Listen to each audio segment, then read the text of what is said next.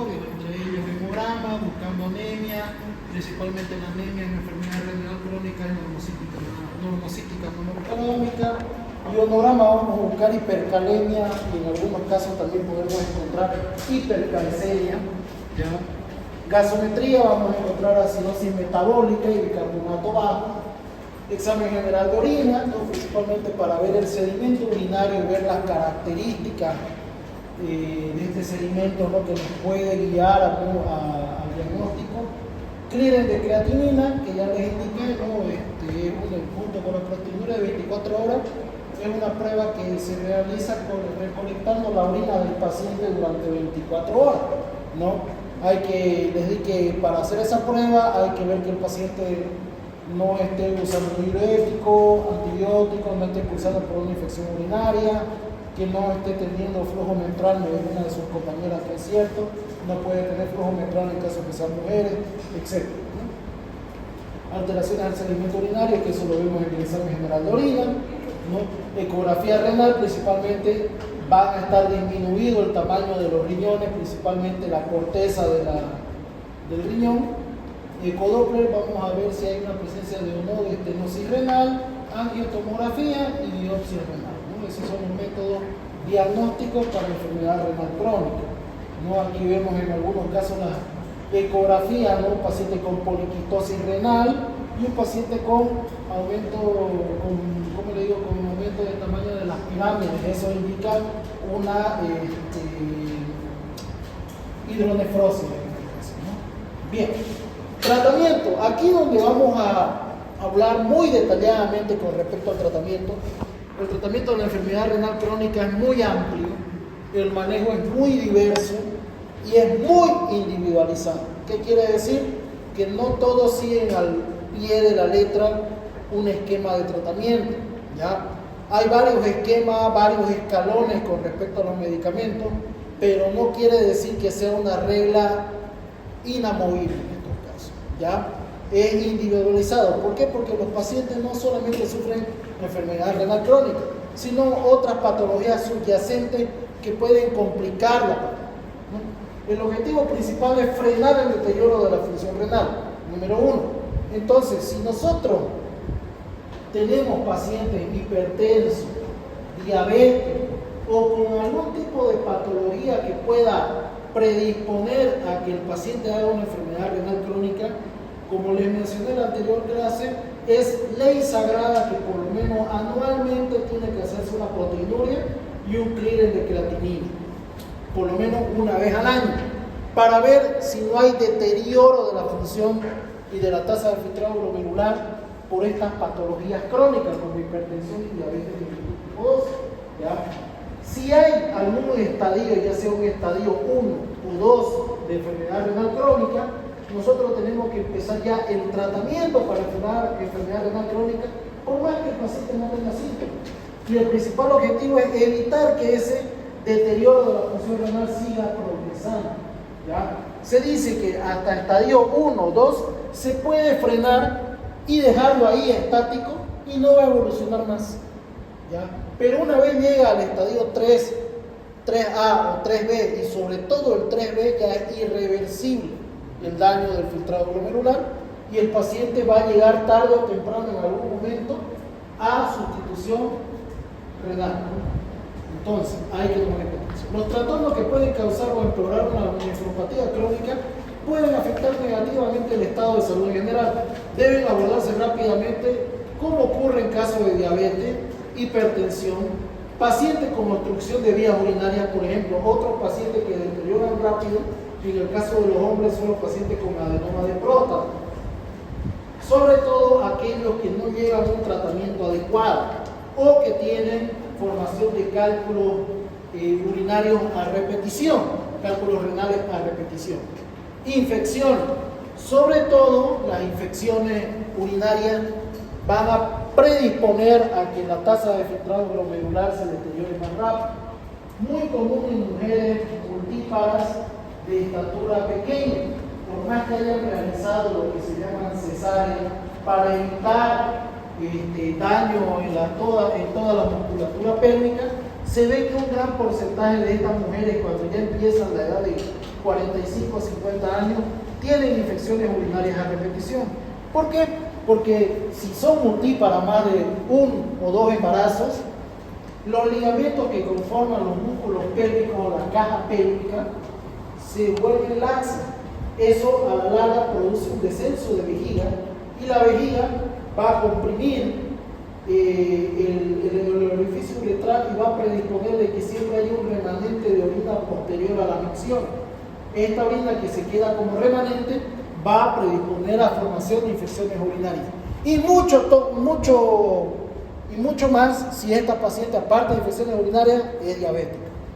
Debemos tener siempre un familiar mujer que es diabética y van a preguntarle a esta familiar mujer si tiene 2 o más hijos. Casi siempre tienen problemas de infección urinaria. ¿Ya? ¿Por qué? Por este mismo hecho. La paciente es multípara, o sea que tiene más de 2, 3 hijos o 3 embarazos, van a producir ese efecto. Uso de ciertos medicamentos. Algunos medicamentos pueden lesionar el filtrado glomerular.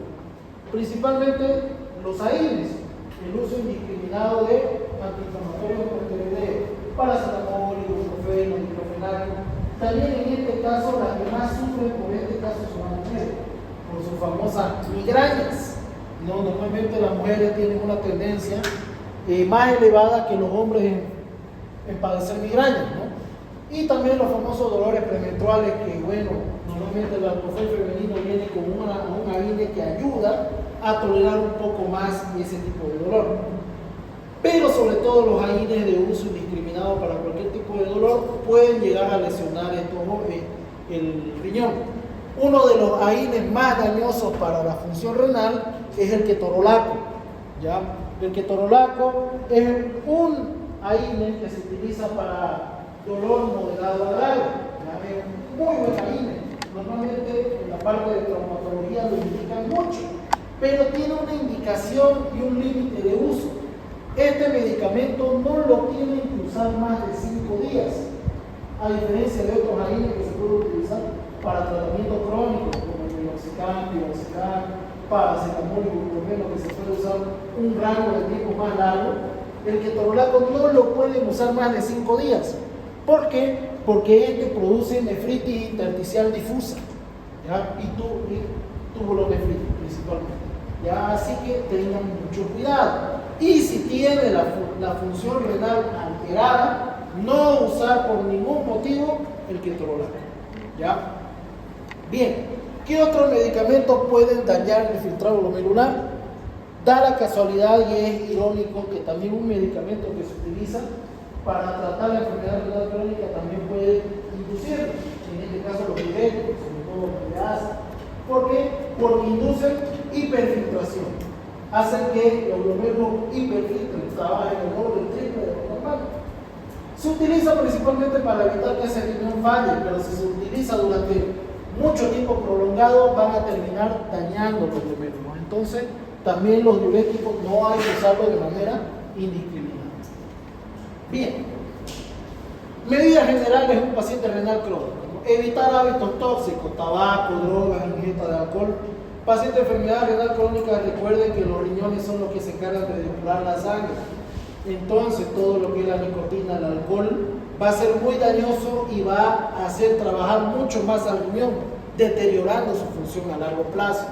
Entonces, aquellos que fuman, consumen droga o les gusta echarle una fría después de un churrasco, como le dicen, van a estar muy propensos a dañar la función renal. Irónicamente, el alcohol es un compuesto químico que produce diuresis. Por eso que se van a dar cuenta que los que consumen alcohol toman y a los 15 minutos, 20 minutos ya están con ganas de ir al baño, sobre todo los hombres, que tienen menos tolerancia a ese calor que las mujeres. ¿Y ¿por qué? Porque induce la hiperfiltración glomerular. Ahora, si ya tienen daño de los glomérulos renales en un paciente de renal crónico estadio 1 o 2, consume alcohol, van a hacer trabajar el doble de sus glomérulos renales que aún funcionan y los van a ir dañando. Entonces hay que tener mucho cuidado. Ejercicio físico, 4 a 7 días a la semana, dependiendo de la tolerancia cardiovascular. Por eso es individualizado. En este tipo de pacientes, el ejercicio es recomendable, pero individualizado. normalmente los pacientes renales crónicos, si es un paciente con hipertensión, más que seguro ya tiene insuficiencia. Entonces no lo van a mandar a trotar, qué sé yo, 300 metros cada día, ¿no? Van a tener que ajustar su ejercicio. Por ejemplo, este paciente que es renal crónico, dializa y hay máquinas especiales para que el paciente haga ejercicio sin moverse de su lugar, ¿no? Evitando así el daño cardiovascular a largo plazo, ¿no? Dieta, evitar el sobrepeso. ¿Por qué? Porque el sobrepeso va a hacer que el filtrado glomerular tenga que ser más grande, va a hacer trabajar más al riñón. Entonces un peso adecuado va a hacer que haya menos filtración de sangre y por ende menos trabajo al riñón. Ajustar carbohidratos y lípidos, hay que tratar de disminuirlo. En las fases iniciales los carbohidratos se puede dar en dosis alta, ¿ya? Pero ya cuando está muy avanzado hay que regular eso, porque a la larga son dañosos, principalmente por ser fuente de azúcar, de glucosa. Evitar deficiencias nutricionales, sobre todo las proteínas. ¿Por qué? Porque ya en estadios avanzados la proteinuria que manifiesta el paciente va a hacer que el paciente empiece a tornarse caquético, perder masa muscular, perder factores de coagulación, perder inmunoglobulina. Entonces en estos pacientes la ingesta de proteínas tiene que ser obligatoria. En estadios iniciales se evita que el consumo de proteínas sea elevado, sobre todo las de origen animal. ¿Ya? Vamos a ver eso después por qué. Pero ya cuando está muy avanzado, ya está en plan de diálisis, ya no se le prohíbe casi nada en los alimentos. ¿Por qué? Porque ya el paciente come y orina las proteínas, come y orina las proteínas. Ya no se retiene, ya está dañado totalmente la función renal. Entonces en ese caso el consumo alto de proteína va a ser necesario. Hidratación también se tiene que individualizar, ¿ya? Si un paciente con ICC, tenemos que restringir hidratación. Si es un paciente diabético y está en estadio 1 y 2, se puede usar una buena hidratación en ese paciente, consumo alto de agua, ¿no? Para mejorar la tasa de filtrado glomerular, disminuir la glucosa que a la larga también produce daño renal, etc., ¿no? Entonces esas son medidas generales que hay que tener con los pacientes. Manejo nutricional. Evitar el déficit nutricional. Principalmente, digamos, nosotros como médicos podemos orientar en algunas cosas, pero el nutricionista, que ahora le gusta que le llamen nutriólogo, no es experto en nutrición, sino en nutrición, han estudiado para hacer el ajuste nutricional de cada paciente e individualizar, digamos, ¿no? Por ejemplo, no le voy a dar la misma cantidad de alimentos a Camil que a Roy, ¿no? ¿Por qué? Porque uno está con sobrepeso y el otro está con obesidad grado 1. Entonces tengo que ajustar el tratamiento, ¿no? Eso ya se lo dejo a su interpretación. Entonces, eso va a variar en nutricionistas especialistas. No le voy a decir, los dos me van a comer manzana en la mañana, los dos me van a comer una pechuga de pollo, y cuando acuerdo uno me va a venir más gordo y el otro me va a venir totalmente desnutrido. Para eso el nutricionista individualiza según la patología que está cursando el paciente. Evitar sobrepeso, aumenta la filtración glomerular, mayor cantidad de alimentos de origen vegetal en comparación de los de origen animal, sobre todo en el caso de las proteínas. Principalmente las proteínas de origen animal se obtienen de la carne, ¿no es cierto? Y la carne, sobre todo la de res, tiene, las células musculares tienen hartos núcleos. Esa es la característica de las células musculares en comparación de las células del músculo liso. No son multinucleadas las células musculares, estriadas, y en cambio el músculo liso es solo un núcleo, cada célula. Entonces, cada célula, al tener muchos núcleos, en el interior de cada núcleo, ¿qué se encuentra? ¿Qué se encuentra en el interior de cada núcleo de una célula?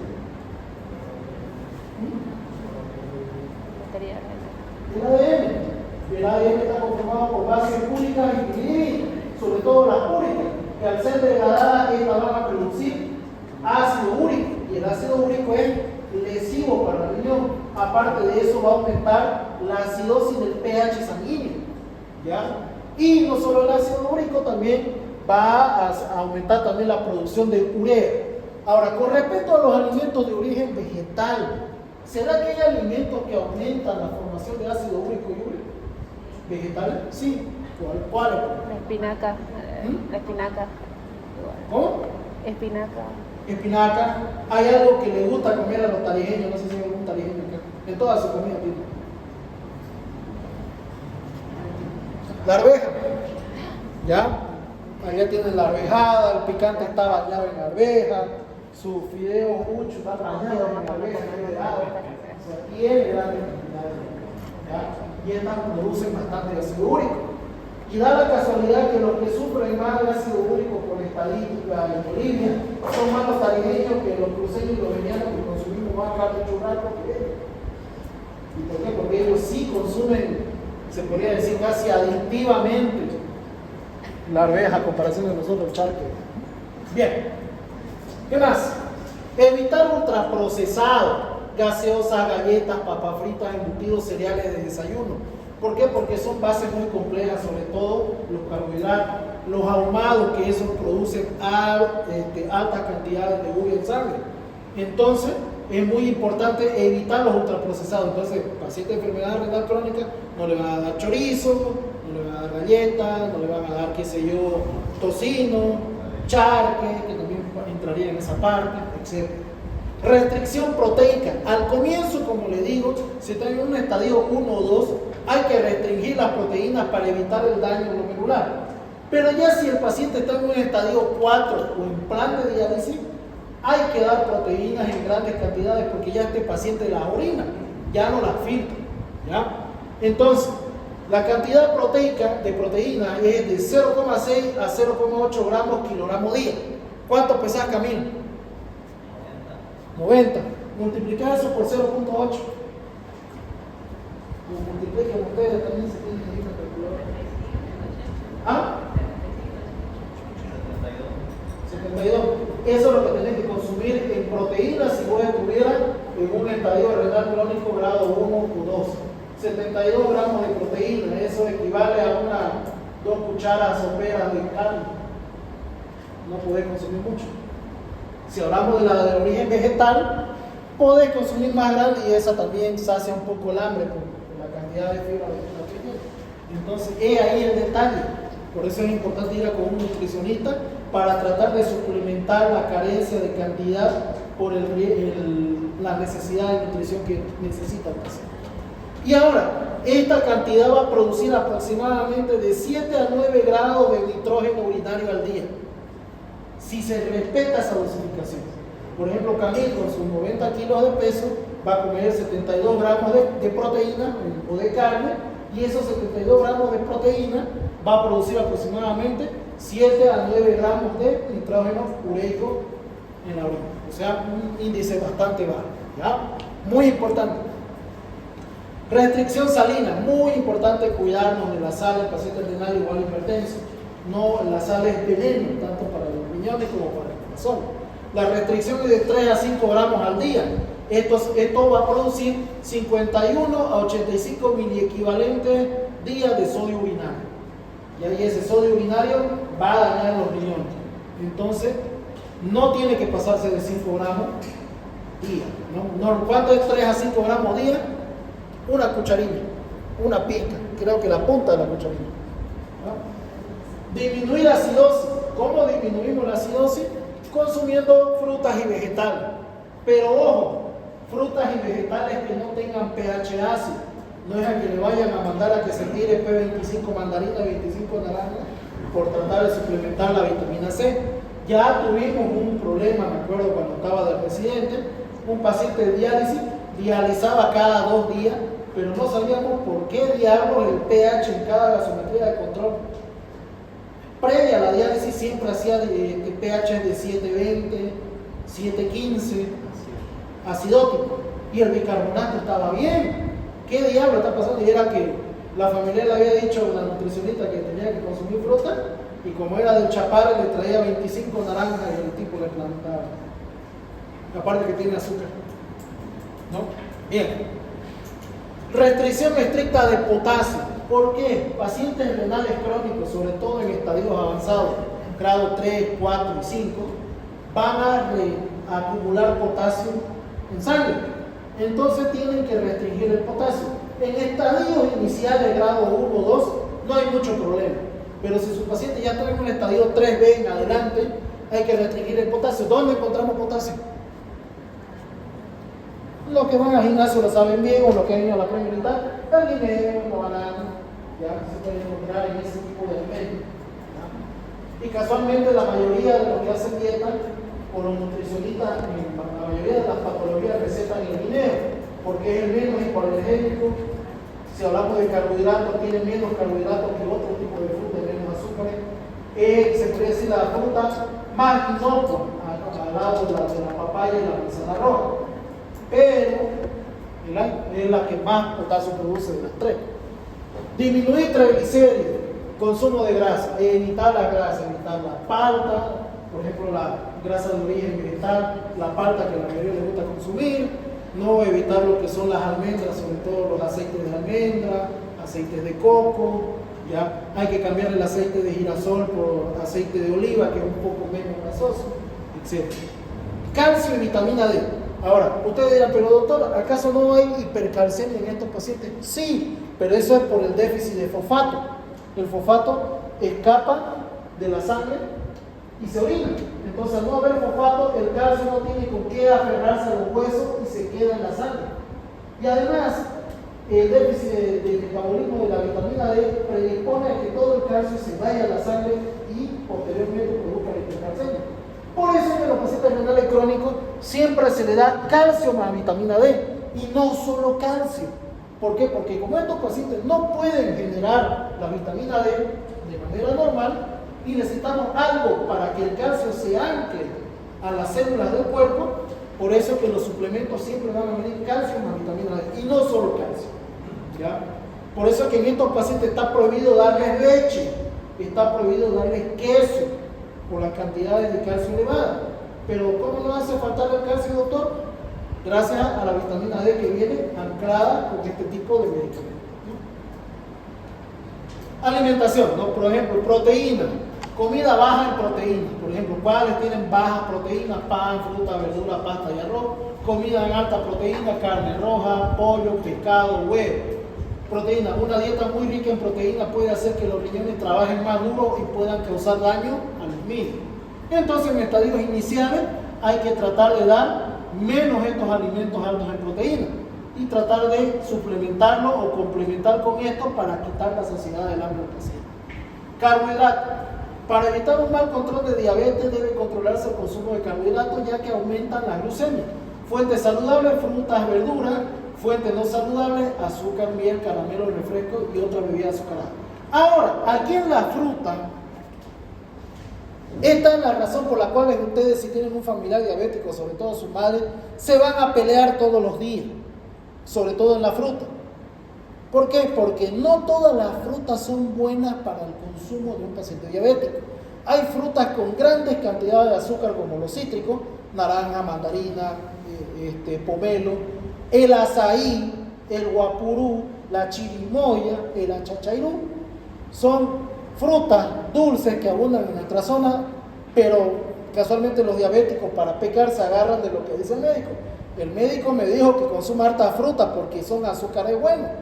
Son azúcares buenos, sencillos de digerir para el hígado y tanto para el riñón, pero igual la acumulación y el exceso de esto igual causa daño. Entonces hay que restringir. Está bien que consuma una naranja, pero que no se tire 15 naranjas al día. ¿Ya? Pueden cambiarlo por otro tipo de frutas con baja cantidad de azúcar y buena cantidad de agua. La sandía es un gran ejemplo. ¿Ya? ¿Qué tiene una? Entonces hay que cuidar. Por ejemplo, habían algunos TikTok que estaban de moda, me acuerdo hace un tiempo atrás, que el azaí es bueno como azúcar para el tratamiento de la diabetes y la hipertensión. Y toditas las diabéticas con sus pies podridos haciendo fila en cada rotonda comprándose los azaí. Y los chistosos es que se lo compraban con topping. No.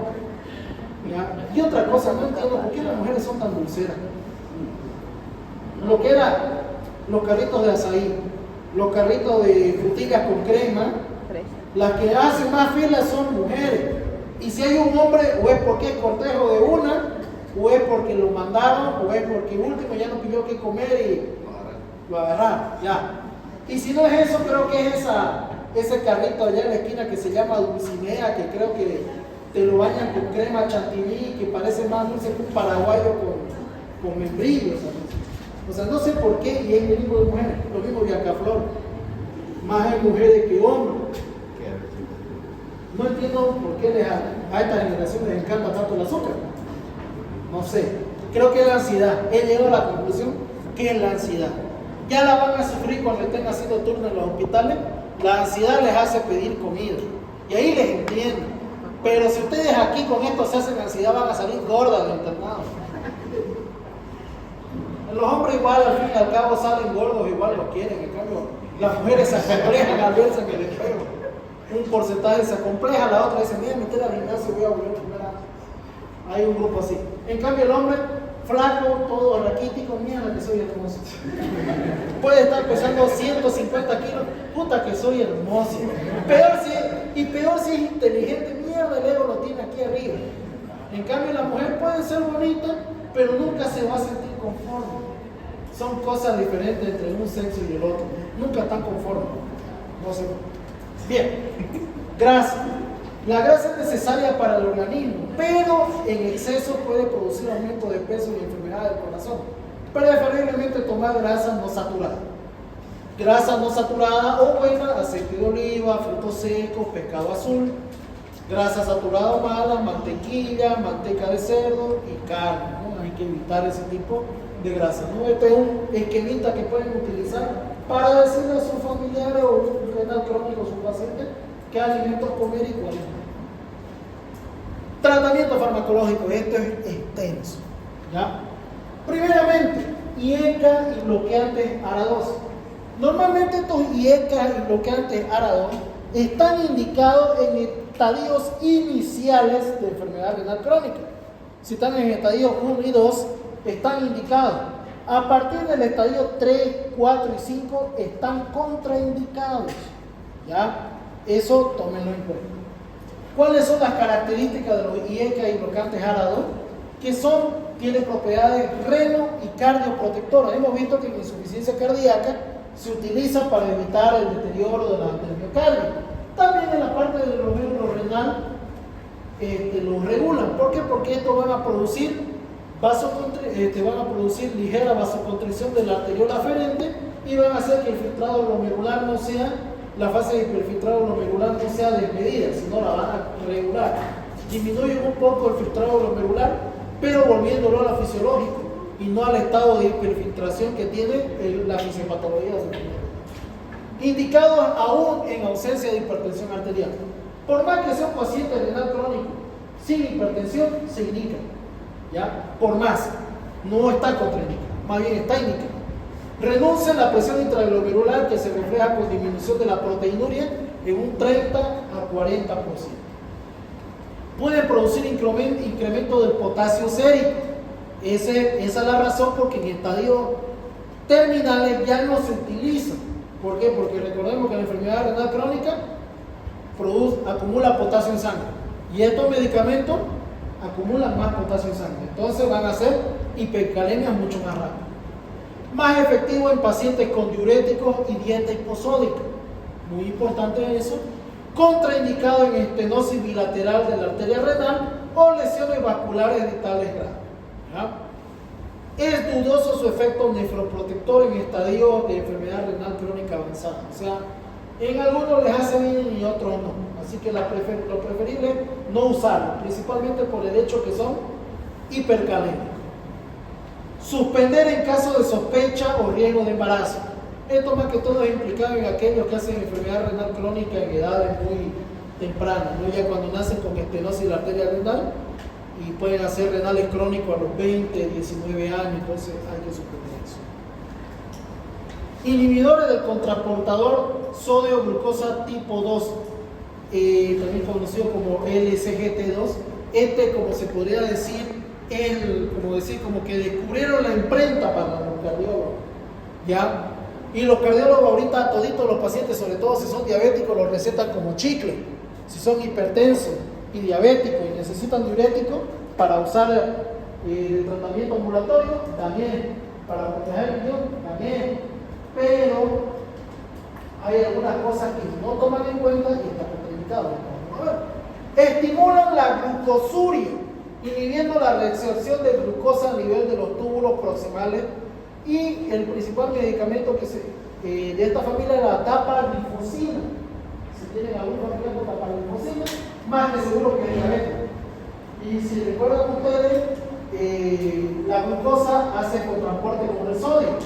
Y ambos, al arrastrarse, arrastran agua. Por eso que se utiliza como diurético de insuficiencia cardíaca. ¿Ya? Pero también en pacientes que ya son renales crónicos, sobre todo diabéticos, como ellos ya tienen glucosuria, se le da esto para que orinen el azúcar y controlen los niveles de azúcar en sangre, por ende controlan la diabetes y también controlan el daño renal.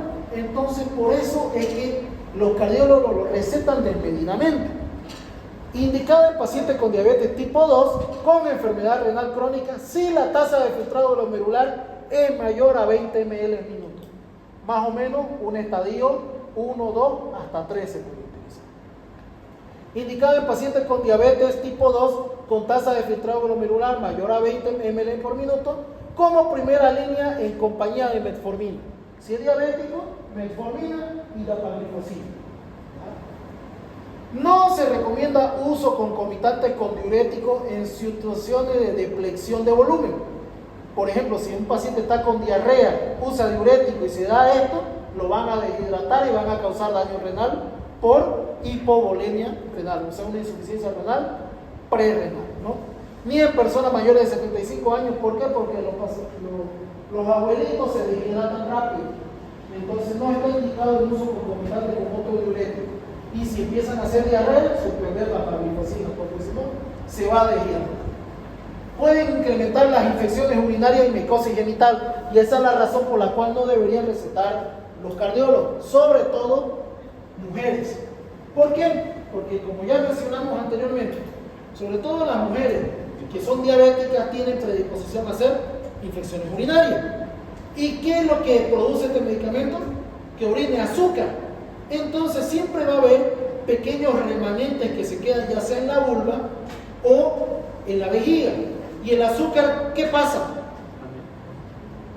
Alimento para las bacterias que están en esa zona.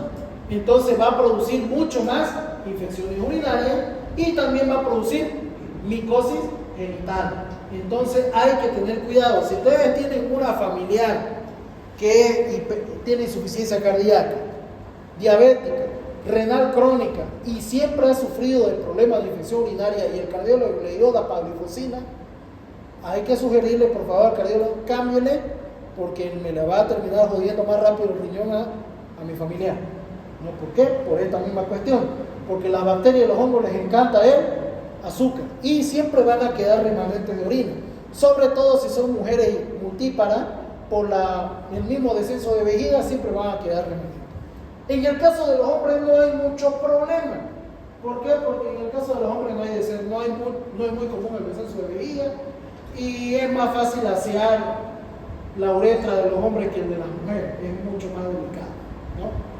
Bien, producen diuresis osmótica, pudiendo causar deshidratación, hipotensión y deterioro de la función renal, por lo que mencionamos hace rato, especialmente en ancianos con uso de antihipertensivos. Entonces hay que tener cuidado, ¿ya? Si tienen un paciente renal crónico, diabético en estadio 1 y 2, sobre todo si es hombre, déjenle si quieren. Va a controlar el azúcar, va a disminuir los riesgos de insuficiencia cardíaca, va a controlar la hipertensión. Pero si es mujer, hay que usar esto con pinza. ¿Por qué? Por los riesgos a infecciones urinarias a repetición. Medicación antihipertensiva.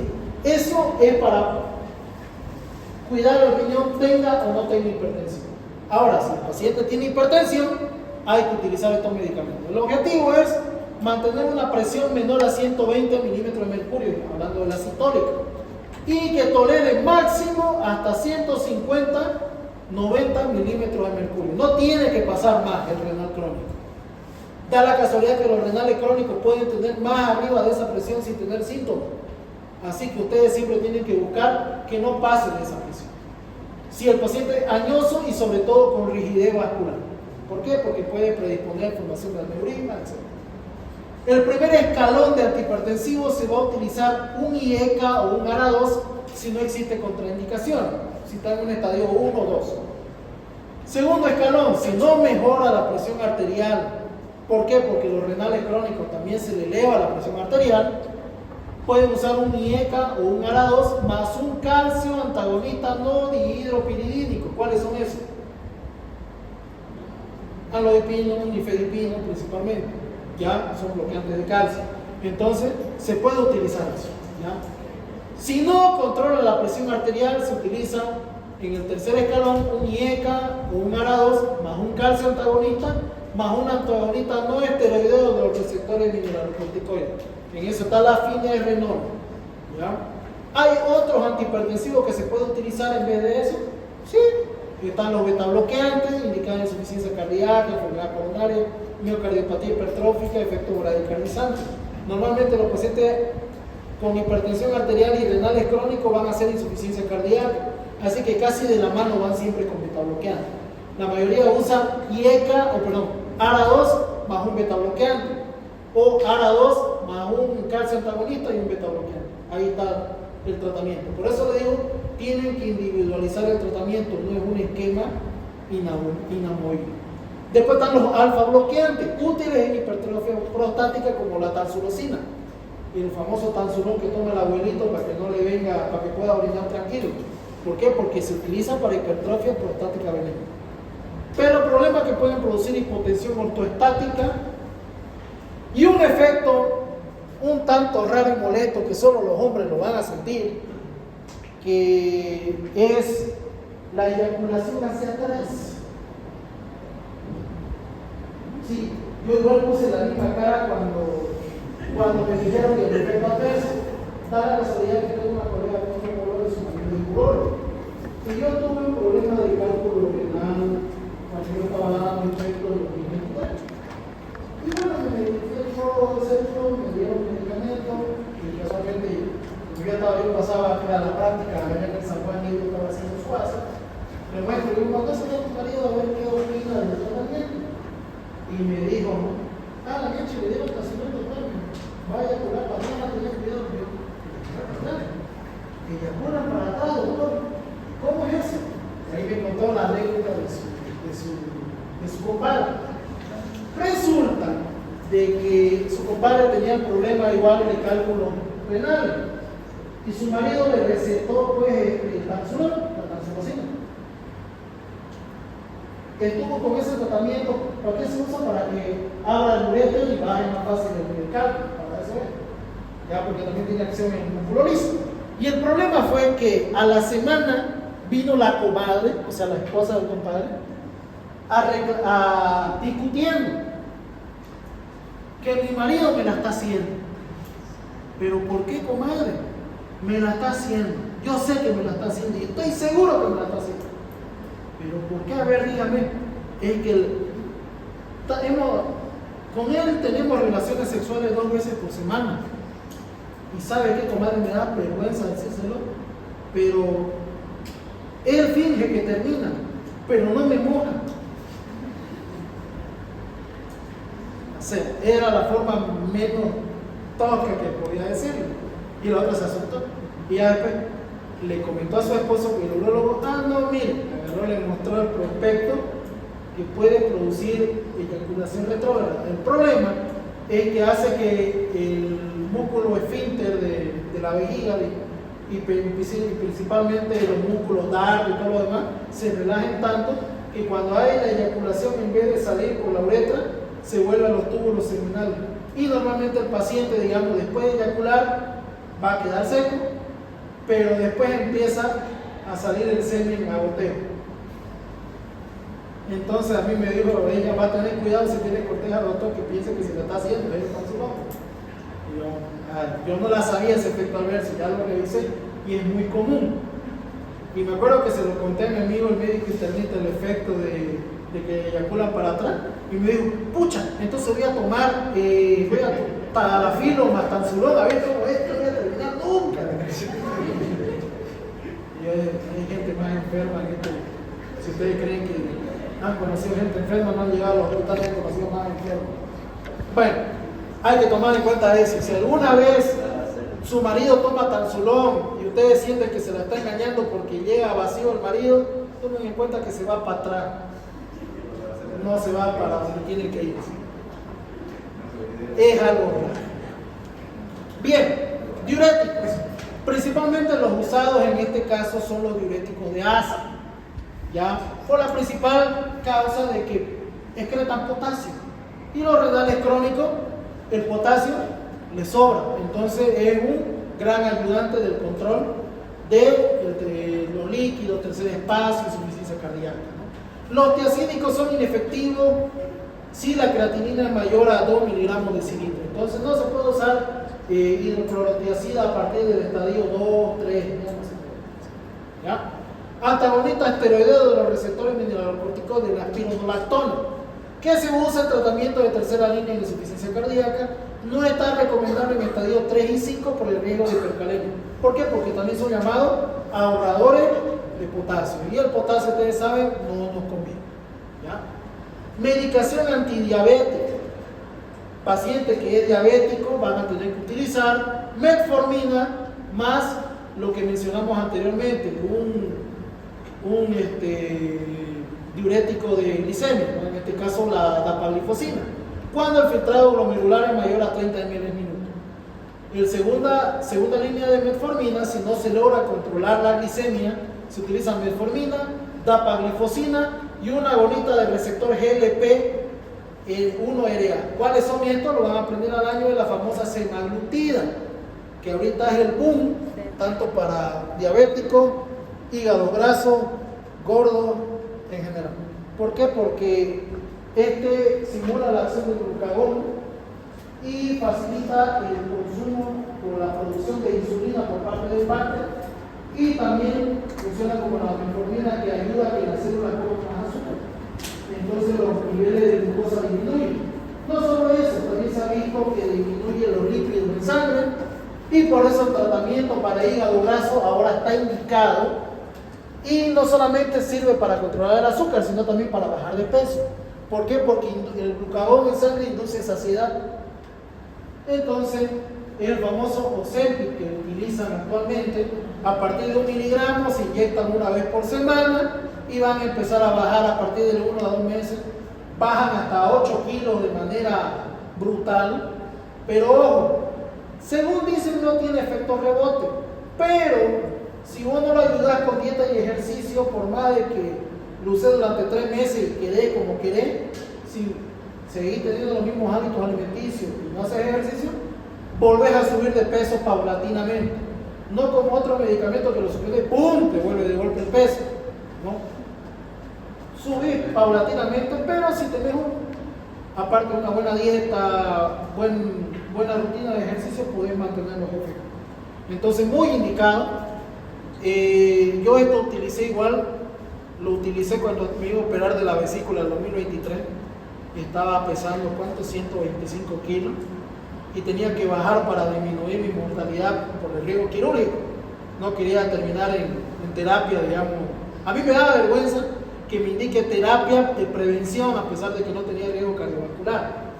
Entonces utilicé eso durante 2 meses, más mi año de dieta que fue asqueroso que lo hice, y bajé hasta 117. Entonces, sí, funciona, lo usé 2 meses, funciona. Y eso que yo usé 0.50, no usé la dosis que es 1 miligramo por delante. Funciona. Lo único que es carito, cuesta 500 bolivianos cada inyectado. Bien, otras alternativas, se puede usar la sulfonilurea. La más conocida de la sulfonilurea, ¿cuál es? La glibenclamida. Pero ¿cuál es el problema? Que inducen mucha hipoglicemia. ¿Ya? Hay que tener mucho cuidado en eso.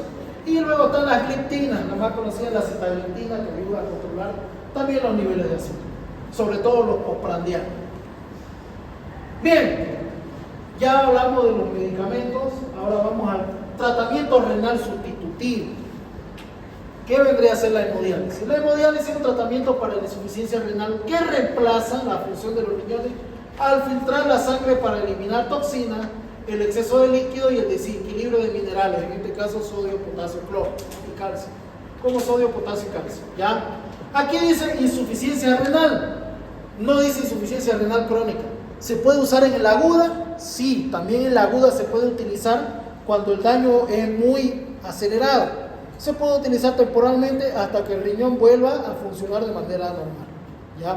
Pero en los renales crónicos, ya cuando se inicia esto, ya no hay marcha para atrás, hay que usarlo de manera continua, ¿no? Indicaciones de hemodiálisis, esto se lo tienen que saber todos, no me aprueban ninguno si no se lo saben estas 9 indicaciones, ¿ya? Y también se lo van a preguntar cuando lleguen internados, es pregunta de interno, se tienen que saber. Insuficiencia renal aguda o crónica que no responde al tratamiento, insuficiencia cardíaca con edema refractario a pesar del tratamiento diurético, sobrecarga hídrica, por ejemplo, el paciente con ICC, clase funcional 4, que a pesar de bomba de difusión o bomba de furosemida no logra disminuir edemas, etcétera, etcétera, se puede utilizar esto para ayudar. Hipercalemia mayor a 6 mil equivalente, hipercalcemia mayor a 14 miligramos de cilitro o mayor a 3.5 milimoles, acidosis metabólica menor a 7.2, con bicarbonato menor a 22, pericarditis refractaria, ¿ya? Síndrome urémico o síntomas urémicos. ¿Cuáles son esos síntomas urémicos? Cuando la urea se eleva en sangre va a producir muchos síntomas, ya mencioné algunos: prurito, la aparición de la escarcha urémica, no sequedad de piel, el aliento se pone, se podría decir que es una mezcla de hierro con orina, más o menos el aliento de ese tipo de pacientes, más o menos así, ¿ya? Y asterixis, y principalmente cuando ya están muy avanzados, irritabilidad, van a estar ansiosos, van a estar muy hostiles, a veces se desorientan, a veces quieren pegar a medio mundo, se quieren escapar, ¿ya? Somnolencia, ya eso cuando primero se ponen hiperactivos, hiperkinéticos, quieren pegar a medio mundo, gritan, lloran, y después ¡pum! Somnolencia, se quedan como si estuvieran durmiéndose a cada rato, desorientación, convulsiones y coma. Esos son síntomas de síndrome urémico, o sea, de que la urea está por las nubes. Entonces hay que hacer diálisis. Tasa de filtrado glomerular menor a 10 ml en minuto, sin diabetes, y tasa de filtrado glomerular menor a 15 ml en minuto, con diabetes o enfermedad renal crónica ya establecida, e intoxicaciones por algunos medicamentos, ¿no? O también en estas intoxicaciones entran veneno de serpiente, que hay algunos, sobre todo la cascabel, que son nefrotóxicos. Entonces se tiene que hacer diálisis hasta que el riñón se recupere. Para hacer una diálisis hay que fabricar esto o usar esto. Esto es un catéter de hemodiálisis. Ya el catéter de hemodiálisis, por aquí sale la sangre y por aquí vuelve ya filtrada. Hay varios lugares donde se coloca, prefieren colocarlo en esta región superior. Se puede poner yugular posterior, que es la que menos probabilidad de producir neumotoras tiene. Está la yugular anterior y la que le gusta usar a la mayoría, que es la más riesgosa, que es la subclavia. También está la supraclavicular, que se utiliza, pero ambas tienen riesgo de neumotoras. La que más riesgo de neumotoras tiene, la subclavia, ¿ya? La que tiene menos riesgo de producir neumotoras, la yugular posterior. El problema es que esa produce más riesgo de aneurisma, provocada por la colocación del catéter de hemodiálisis, ¿ya? Si no se tiene el catéter de hemodiálisis se utiliza de manera aguda.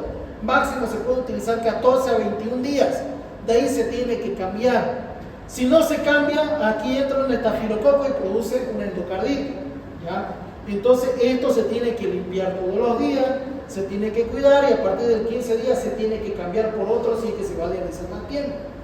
Normalmente, si ya es un renal crónico que llega para dializar, se coloca el catéter y se planifica la confección de este, que es una fístula arteriovenosa. ¿Qué es una fístula para hemodiálisis? Una conexión quirúrgica creada por un cirujano entre una arteria y una vena, generalmente en el brazo, para permitir el acceso seguro y eficaz a la máquina de diálisis. Este procedimiento fortalece la vena, haciéndola más grande, como podemos visualizar acá, y firme para la inserción de agujas necesarias para filtrar la sangre. Como esta vena se hace gruesa, normalmente el problema cuando ustedes funcionan una vena es que se produce un coágulo ahí y esa vena se ocluye temporalmente hasta que vuelve a cicatrizar la vena. Y el problema es eso: estos pacientes que dializan, normalmente dializan cada 2 o 3 días y se van a quedar sin lugar donde inyectar la máquina, conectar la máquina. Y y no van a usar estos catéteres toda la vida porque tienen riesgo de infección. Es cierto que a partir del 15 días se cambia, pero a veces hasta en el primer día se pueden contaminar de algo. Entonces para eso se confecciona. ¿Por qué? Porque esto, al pincharse por el tamaño de la vela, no se va a construir. ¿Ya? La fítula tarda varios meses en madurar antes de poder usarse, pero ofrece una durabilidad y seguridad superiores en comparación a otro tipo de acceso vascular como injerto o catéter. Ventaja: puede durar años, menos propensa a infecciones, proporcionan un flujo más constante y eficiente para diálisis. O sea, van a poder hacer el ultrafiltrado que normalmente se utiliza en insuficiencia cardíaca para secarlo al paciente y dejarlo sin edema. ¿Ya? A diferencia de este catéter, que va a haber siempre una limitación de flujo. Desventaja: puede formarse coágulos, la vena puede obstruirse y un flujo sanguíneo muy elevado rara vez puede producir insuficiencia cardíaca. Si no regula bien la máquina, va a botar a chorro la sangre que vuelve en la máquina y puede producir una insuficiencia cardíaca por aumento de la precarga. Entonces hay que tener cuidado. ¿Ya? Y también a veces cuando la hacen, la confección a la fístula, a veces es estenosa, ni bien terminan la cirugía. Por eso normalmente van a ver que cuando el confeccionamiento lo ejercitan con pelotita. Agarran, le dan una pelotita y lo hacen apretar así todo el día. ¿Para qué? Para mantener el flujo constante hasta que termine de cicatrizar y empiece a hacerse grande la fístula. ¿Ya? ¿Por qué? Porque a veces se esclerosa y tienen que buscar otra arteria y otra vez y confeccionar otra. ¿Ya? Esto dura aproximadamente entre 5 a 15 años. A veces dura menos, entonces hay que confeccionar otro. ¿Ya?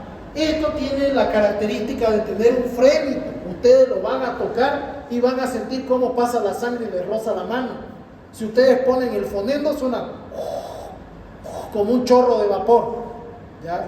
Ese es un signo de que la fístula está funcionando. Y eso es muy importante. Cuando baje su paciente una confección de fístula, primero palpa. No van a sentir al comienzo, los primeros días de la cirugía, el flujo. Pero cuando oculten se va a escuchar como chorro de vapor. Si está sonando así, la fístula está permeable, entonces la cirugía fue un éxito. Si pasan 2 o 3 días y se pierde ese sonido, la fístula se esclerosó y hay que confeccionar otra. ¿Ya? Eso tienen que tomar en cuenta. Esos son cuidados quirúrgicos de una confección de fístula. Se los van a enseñar cuando lleguen internado, pero por si se olvidan, porque en mi caso se olvidaron. Bien, entonces tenemos la máquina de diálisis, ya tenemos la fístula, ¿no? Aquí vamos a conectar todo lo que son los aparatos a esta venita para que se haga el intercambio y el filtrado de la sangre. ¿Cómo funciona? ¿No? Tenemos uno por donde sale la sangre extraída, pasa al monitor de presión arterial para controlar la presión arterial para que no sea como una sangría. ¿Qué quiere decir una sangría? Que ustedes cortan y sale la sangre a chorro, ¿no? Esto va a controlar que se mantenga un flujo y una presión adecuada para que el paciente no pierda toda la sangre en la primera, ni bien lo conecta. Aquí va a estar la bomba de sangre, la bomba de heparina para prevenir coágulos. Siempre la máquina de diálisis va a tener una bomba de heparina para evitar que se formen coágulos. ¿Por qué? Por el flujo sanguíneo, ¿no? Luego el monitor de presión arterial del dializador. Aquí está el filtro, ahí se va a filtrar toda la sangre. Va a salir, va a haber otro monitor de presión venosa para devolverla la sangre en un flujo no muy fuerte para causar insuficiencia cardíaca. Va a haber un atrapador de aire para destruir las burbujitas de aire que se produzcan por el filtrado, y así vuelve a la sangre, al torrente sanguíneo, ya totalmente depurada la sangre, ¿no? Libre de maleza, ¿no? Normalmente, ¿cuántos días a la semana se dializa? Depende. Normalmente cuando ya están en estadio 4, los dializan una vez a la semana, 2 veces a la semana, ¿ya? Y ahí les cuidan bastante la dieta para que no aumente la cantidad de ácido de urea y ácido úrico.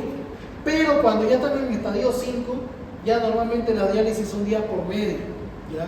Y normalmente en nuestro país los correctos, bueno, en países en el exterior, esto dura unos cuantos años hasta que se consigue donante. Aquí debería ser lo mismo, donante de riñón. Pero aquí lastimosamente, como no hay banco de órganos, la mayoría dializa hasta que se los lleva la vida al otro mundo. Bien. Ahora, contraindicaciones de la hemodiálisis: paciente que no colabora o que se encuentra hemodinámicamente inestable, por ejemplo, hipotensión, bradicardia. Esta es una de las razones por las cuales, si su paciente está usando vasactivo o está hipotensando, no se lo dializa. ¿Por qué? Porque quitar una porción de volemia puede producir que el paciente entre en paro. Entonces, por eso no se indica, está contraindicada la hemodiálisis si hay inestabilidad hemodinámica. Bueno, antes de que hubiera el auge de la máquina de diálisis, antes se hacía diálisis peritoneal. Actualmente es muy raro que vean una diálisis peritoneal. Yo en mi internado todavía se veía. ¿Por qué? Porque centros de diálisis solo habían dos, no habían seguro de renales y no todos tenían dinero para costearse una diálisis.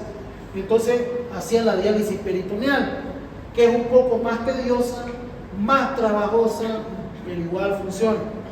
Indicaciones de la diálisis peritoneal, mismas indicaciones que la hemodiálisis, pero con acceso vascular, pero también se puede agregar acceso vascular inadecuado, qué sé yo, todas fístulas fallaron y ya no hay más donde hacerlo, entonces se hace una fístula para la diálisis peritoneal o algunos pacientes que prefieren autoadministrarse el tratamiento, o en otras palabras que no les alcanza para una diálisis común y corriente y la pueden hacer esta. ¿Por qué? Porque esta se puede hacer en casa, pero la mayoría no lo hace en casa y se interna. ¿Por qué? Porque el problema con esta diálisis peritoneal es un catéter que se conecta al mesenterio. ¿Ya? El mesenterio está ricamente vascularizado. Entonces, el problema con esto es que los sueros se tienen que calentar para realizar el filtrado de la sangre. Si lo meten así en temperatura ambiente, el paciente empieza a ser hipotermio. Le meten el suelo, empiezan a temblar. Entonces, normalmente estos pacientes siempre están, mientras están poniéndole los sueros, siempre están metiendo los sueros dentro del microondas para calentarlo y pasarse los tigrecitos. Eso es uno. Dos, el control del flujo es un poco difícil. No tiene que caer a chorro, tiene que caer a goteo. Si le meten a chorro puede hacer insuficiencia cardíaca. Si le meten poco goteo se puede infiltrar y la sangre se va al suelo. O sea, es muy tedioso. Y hay que estar a la expectativa. Cuando se está acabando, puede hacer presión negativa y puede producir un émbolo y producir un infarto mesentérico. Entonces, ni bien se está acabando, hay que cambiarlo rapidito, los sueritos, para evitar ese tipo de efecto. Yo nunca la hice, pero vi que mis compañeros la hicieron con sus pacientes. Gracias al Señor no me tocó ningún paciente con diálisis peritoneal. ¿Por qué? Porque cuando lleguen al internado, por ejemplo en la parte de pediatría, y si hacen el rote San Juan de Dios, Maternidad Hospital de Niños, cuando roten por el hospital de niños, si escuchan exsanguino o transfusión, ningún interno duerme, ningún residente duerme esa noche. ¿Por qué? Porque la exsanguino transfusión, ya van a ver, es un tratamiento para ictericia neonatal, le saca toda la sangre y le meten sangre por el otro lado. Y normalmente todos los residentes están despiertos controlando que no se muere el niño porque le están haciendo el exsanguino. Pero como los residentes del hospital de niños, o bueno, todos los pediatras son tóxicos y son a la antigua, si yo no duermo o no dormí, por más que uno esté en el servicio, nadie duerme en el hospital. Y lo van a ver a los R3 con su palo apaleando a todingo para que no se duerma. Es así, no es chico. Nadie duerme. Y yo pensé que era solo en el hospital de niños, igual me la pone pasa. Así que es así. Y en la Caja Nacional ni que se diga. ¿Ya? Y eso que ni siquiera la hacen ustedes, solamente hacen los papeles. Todavía en el hospital de niños, si le cae bien al residente, ya vení conmigo, vas a hacer exsanguino y te lleva a hacer exsanguino. ¿Ya? Y bueno, las diálisis peritoneales no las hice, pero sí las vi. Y no se dormía. El interno que hacía la diálisis peritoneal no dormía. Porque aproximadamente la diálisis de estas cosas dura entre 4 a 6 horas haciendo todo. Entonces, se tarda. ¿Ya? Contraindicaciones de diálisis peritoneal: absoluta, pérdida de la función peritoneal, adherencias, heridas abdominales recientes, fístulas abdominales, defecto de la pared abdominal, por ejemplo, paciente con hernia y ventración, no está indicado. Contraindicaciones relativas: infección de la pared abdominal, episodio frecuente de diverticulitis, incapacidad para tolerar grandes volúmenes de diálisis peritoneal, y es lo que les mencionaba. A veces los pacientes con un poquito nomás empiezan a hacer ICC, entonces es mejor no hacerlo. Enfermedad inflamatoria intestinal, colitis isquémica, obesidad mórbida. ¿Por qué? Porque bueno, el catéter va a ser más largo porque tiene que atravesar gran cantidad de panículas mucosas. Y también tiene riesgo a formar hematoma, pequeños seromas en el tejido adiposo. Fugas peritoneales, no todo se va a eliminar, sino a veces acumula líquido retroperitoneal, y ahí puede ser una peritonitis aséptica y desnutrición grave. Aquí está, ¿no? Que miran el paciente con su diálisis peritoneal, solución de diálisis fresca, la pinza que controla, sed de transferencia, entra por aquí, sale y aquí está la bolsa de drenaje donde va a salir toda la sangre filtrada. En este caso no sangre, sino orina, en este caso. Y es desechable, ¿no? Aquí vemos lo mismo. Criterio de hemodiálisis, nemotecno, A, E, I, O, U, acidosis, electrolitos elevados, ya sea hipercalemia, hipercalcemia, intoxicaciones por medicamentos, overload, o sea, sobrecarga de fluidos, una ICC recidivante, U de uremia, síntomas urémicos, o sea, paciente con síndrome urémico. Ahí está, para que no se olviden los criterios de diálisis. Y listo, bueno, terminamos enfermedad renal crónica.